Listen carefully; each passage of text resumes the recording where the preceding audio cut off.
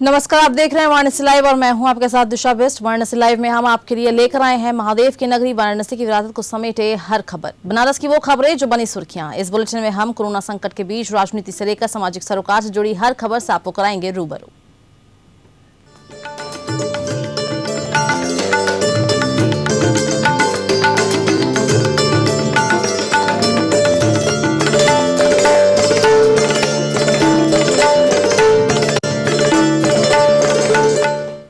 वाराणसी के लंका थाना क्षेत्र के मलाहिया इलाके में गाड़ी पार्क करने के विवाद को लेकर युवक की गोली मारकर हत्या कर दी गई। मौके पर आरोपी को क्षेत्रीय लोगों ने पकड़ लिया और जमकर उसकी धुनाई कर दी, जिससे उसकी भी हालत गंभीर बनी हुई है। घटना के बाद मौके पर कई थानों की फोर्स के साथ साथ पीएसी को भी तैनात किया गया। जानकारी के अनुसार गायत्री नगर निवासी हिस्ट्री शीटर अनिल यादव उर्फ गोरख मोमो खाने के लिए गायत्री नगर चौराहे पर आया, जहां गाड़ी पार्क करने को लेकर उसका विवाद मारुति नगर निवासी रोशन द्विवेदी से हो गया। रोशन को अनिल की बात का बुरा लगा कि उसने अपने भाई के पिस्टल से ताबड़तोड़ 4 गोलियां अनिल के सीने में दाग दी। गोली चलने की आवाज सुनकर मौके पर स्थानीय लोगों की भीड़ इकट्ठा हो गई। लोगों ने रोशन को मौके से पकड़ लिया और जमकर उसकी धुनाई कर दी। इधर गोली चलने की सूचना पाकर मौके पर पहुंची पुलिस ने किसी तरह लोगों से रोशन को छुड़वाया और दोनों को लेकर बीएचयू ट्रॉमा सेंटर पहुंचे, जहां अनिल को मृत घोषित कर दिया गया।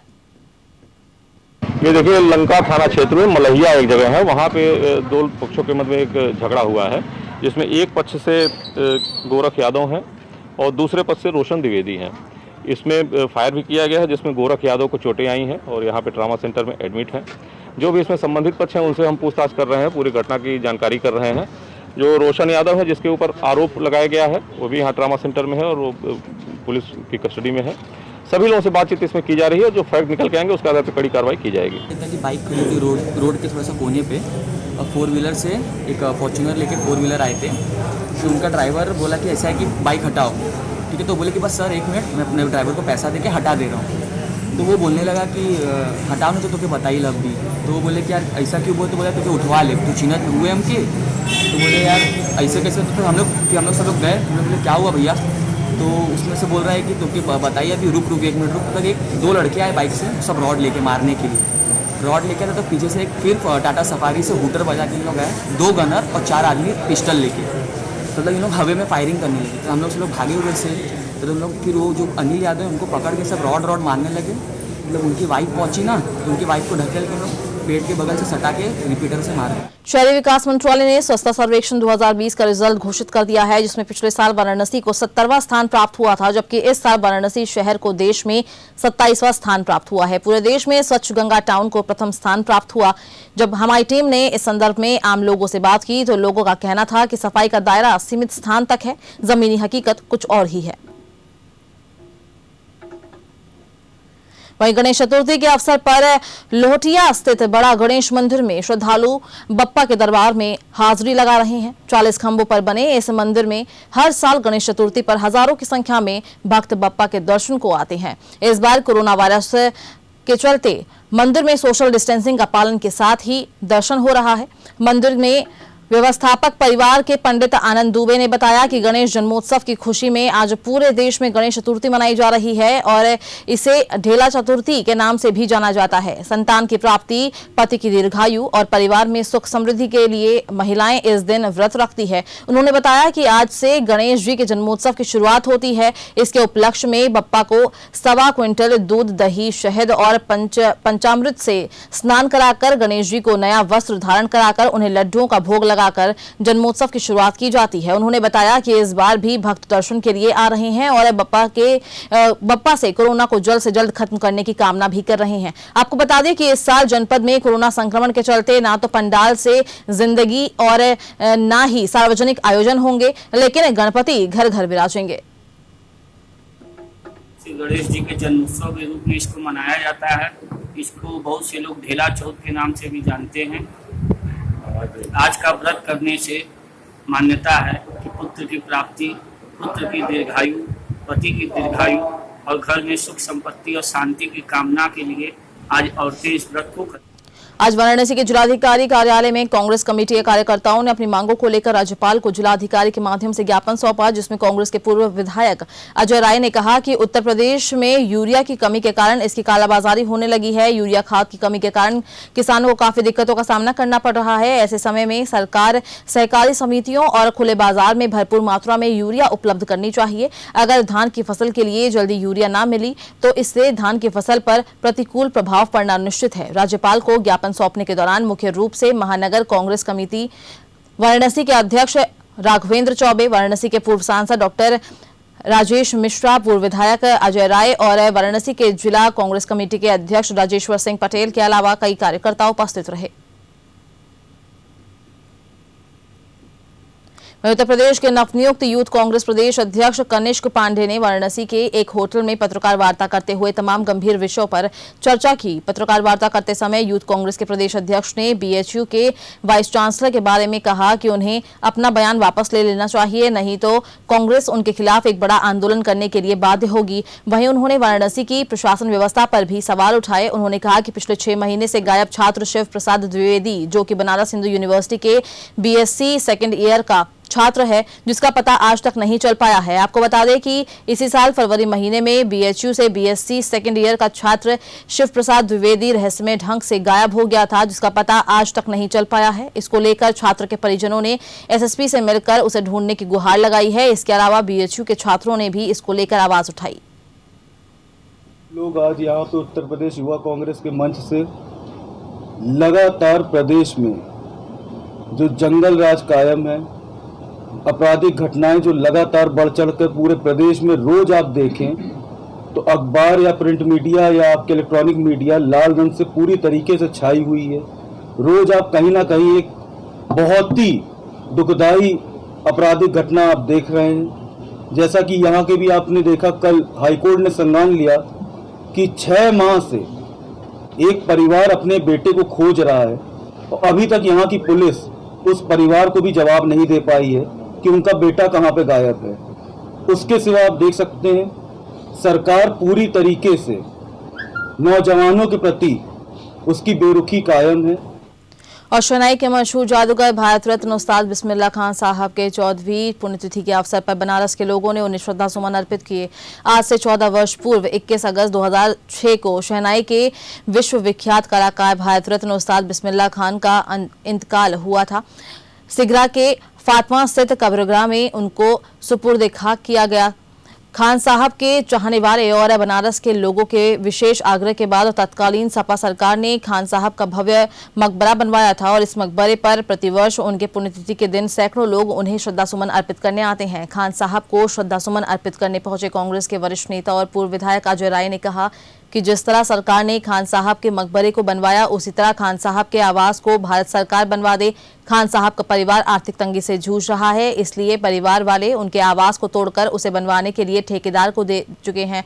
ऐसे में सरकार को चाहिए कि परिवार वालों को उचित मुआवजा देकर खान साहब के आवास को स्मारक में तब्दील किया जाए। वहीं दरविशार क्लब के अध्यक्ष शकील अहमद ने खान साहब को श्रद्धा सुमन अर्पित करने के बाद भारत सरकार से मांग की कि काशी के इस महान धरोहर भारत रत्न उस्ताद बिस्मिल्लाह खान साहब की आदमपुर प्रतिमा वाराणसी कैंट स्टेशन के बाहर लगाया जाए, जिससे बनारस आने वाले देसी और विदेशी पर्यटक खान साहब को याद कर सकें। आज का दिन कौन सा दिन, क्या किया, क्या? आज हम सब लोग अपने काशी के लाल, हम सब लोग जिनको उस्ताद कहते थे, ऐसे आदरणीय बिस्मिल्लाह खान साहब की पुण्यतिथि है और उनकी पुण्यतिथि पर आज हम लोग प्रत्येक वर्ष कांग्रेस के साथी, कांग्रेस के लोग प्रत्येक वर्ष आते हैं और उनको श्रद्धांजलि देते हैं, उनको नमन करते हैं। आज हम सब लोग उस्ताद बिस्मिल्लाह खान साहब की 14वीं पुण्यतिथि पर उनको नमन करने के लिए आज हमारे काशी की धरोहर ही नहीं, भारत देश की धरोहर कह सकते हैं आप बिस्मिल्लाह खान साहब, मशहूर शहनाई वादक भारत रत्न से जिसको नवाजा गया, आज उनकी पुण्यतिथि है। उस अवसर पर आज यहाँ आकर हम लोगों ने श्रद्धा सुमन अर्पित किया उनको। और बिस्मिल्लाह खान साहब के बारे में क्या कहा जाए, जो काशी की गलियों में जो गंगा जमुनी की तहजीब एक कह लीजिए कि जब शहनाई बजती थी उधर गंगा जी की कलकल छलछल आवाज़ आती थी, इस तरीके से यहाँ पे शहनाई और गंगा जमुनी तहजीब में बिस्मिल्लाह खां साहब पेश करते थे। आज उनकी हम लोगों ने 14वीं पुण्यतिथि सादगी के साथ मनाया, क्योंकि मुहर्रम में वो इसी जगह शहनाई बजाते थे। 8 तारीख को 5 तारीख को ये मुहर्रम का महीना चल रहा है, इसलिए हम लोगों ने आज सादगी से उनकी 14वीं पुण्यतिथि मनाया है। लॉकडाउन को देखते हुए और कोरोना महामारी को देखते हुए हम लोगों ने सादगी से मनाया है। और आज अभी विधायक जी आके उनके ऊपर फूल और माला चढ़ाया। भारत रत्न शहनाई वादक उस्ताद बिस्मिल्लाह खान के पैतृक मकान को तोड़ा जा रहा है और जिस कमरे में उस्ताद बिस्मिल्लाह खान रियाज किया करते थे उसे तोड़ दिया गया है। शहनाई सम्राट उस्ताद बिस्मिल्लाह खान के परिजन किस हाल में गुजर बसर कर रहे हैं, ये बात मीडिया के सामने उस समय सामने आई जब उनकी धरोहर को तोड़े जाने को लेकर उनके ही एक बेटे ने आपत्ति जताई। मीडिया कर्मी जब उनके घर इस बात की सच्चाई पता करने पहुंचे तो मौजूदा मकान के मालिक और बिस्मिल्लाह खान के पोते की पत्नी का सब्र का बांध टूट गया और उन्होंने उस्ताद की दत्तक पुत्री और जिला प्रशासन पर भी गंभीर आरोप लगा दिए। उस्ताद बिस्मिल्लाह खां के परिजन किसी तरह से अपनी जिंदगी गुजर बसर कर रहे हैं। उस्ताद साहब के निधन के बाद सरकार ने उनके परिजनों को गैस एजेंसी देने की बात कही थी, पर वो भी उन्हें नहीं मिली है। अब अपनी जिंदगी को चलाने के लिए वे घर के नीचे कमर्शियल कॉम्प्लेक्स बनाएंगे और ऊपर शहनाई सम्राट उस्ताद बिस्मिल्लाह खां का संग्रहालय बनाया जाएगा। और कैंट स्थित रोडवेज बस स्टैंड पर गुरुवार को एक पुलिसकर्मी के व्यवहार के खिलाफ रोडवेज कर्मी लामबंद हो गए और करीब 45 मिनट के लिए बस सेवाएं ठप कर दी। रोडवेज कर्मचारियों का आरोप है कि सिपाही ने बेवजह ड्यूटी पर तैनात कर्मचारी को मारना पीटना शुरू कर दिया, जिससे नाराज होकर रोडवेज कर्मी हड़ताल पर चले गए। सूचना पर पहुंची पुलिस ने मामले की गंभीरता को देखते हुए तुरंत कार्रवाई करते हुए आरोपी सिपाही को लाइन हाजिर कर दिया। तब जाकर रोडवेज कर्मियों का गुस्सा शांत हुआ।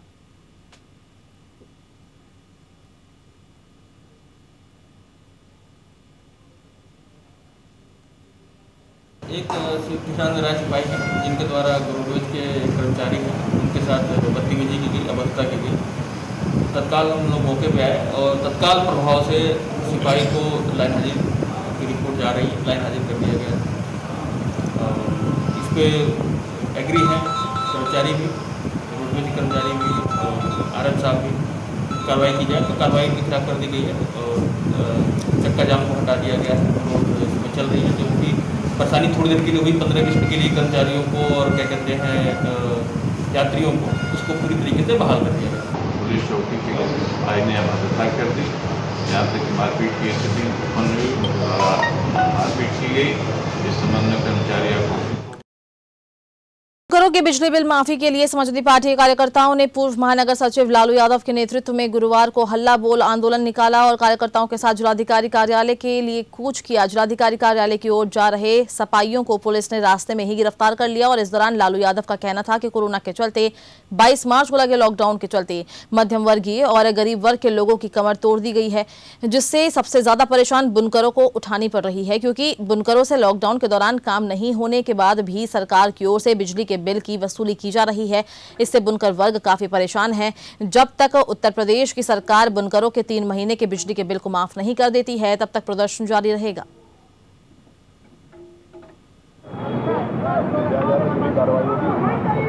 पूरी करने के बाद लोग के पास अनुमति नहीं थी, और जुलूस की अनुमति नहीं थी। ये सरकार, ये जुलूस ये निकम्मी सरकार के खिलाफ है। उत्तर प्रदेश की योगी सरकार, देश में मोदी सरकार हालात इतना बद से बदतर कर दिया कि पूरे देश में कोरोना की महामारी से हमारा आपका कमर टूट गया, गरीब आदमी का कमर टूट गया, मध्यम वर्ग के लोग का कमर। और वाराणसी लाइव बस इतना ही। आप बने रहिए हमारे साथ। नमस्कार।